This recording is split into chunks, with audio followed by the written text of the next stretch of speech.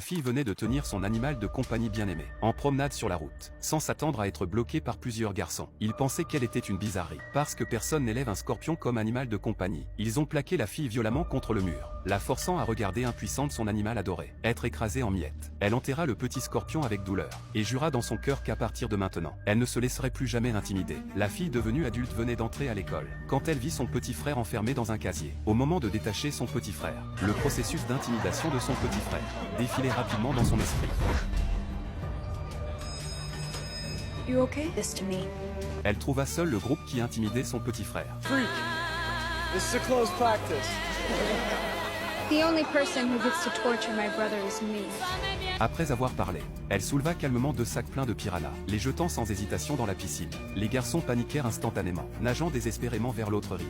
Mais ils étaient encore trop lents. Les piranhas ouvrirent férocement leurs gueules sanglantes. Le meneur qui intimidait son petit frère perdit instantanément un morceau de chair. Cette fille à la fois cruelle et cool s'appelait Anna. Elle était la fille aînée de la célèbre famille Adams. À cause de l'incident des piranhas blessant des gens, Anna fut expulsée de l'école. Les parents n'eurent d'autre choix que de l'envoyer dans leur ancienne école, la célèbre Académie Nevermore. Le directeur jeta un coup d'œil au dossier scolaire d'Anna. 8 écoles en 5 ans, pas besoin de réfléchir. C'était la plus rebelle des rebelles. Mais compte tenu des excellents résultats scolaires d'Anna, et du fait qu'il avait été colocataire avec la mère d'Anna, le directeur accepta donc Anna par exception. Anna fut assignée au dortoir où sa mère avait vécu. Sa colocataire amie vint l'accueillir chaleureusement. Howdy, Rumi. Mais Anna ne dit pas un mot. Le père dut intervenir pour arranger les choses, disant qu'Anna était toujours comme ça. Amy n'y prêta pas attention après avoir écouté. Welcome to Ophelia Hall. Not a hugger. Got it. Please excuse Wednesday. She's allergic to color. Wow. What happens to you?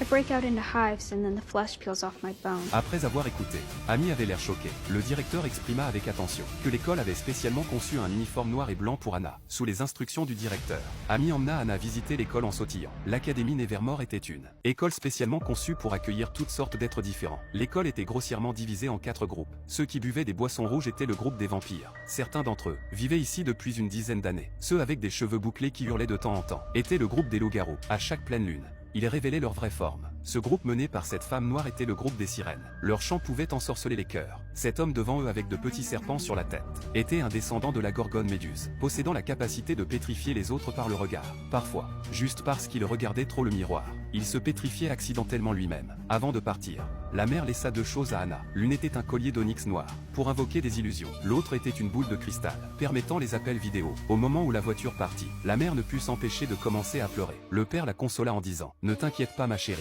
j'ai gardé un atout ». Après avoir dit cela, il actionna un interrupteur. Le dessous de la voiture s'ouvrit. Une petite main sauta. La petite main changea de direction, rampant silencieusement vers l'académie.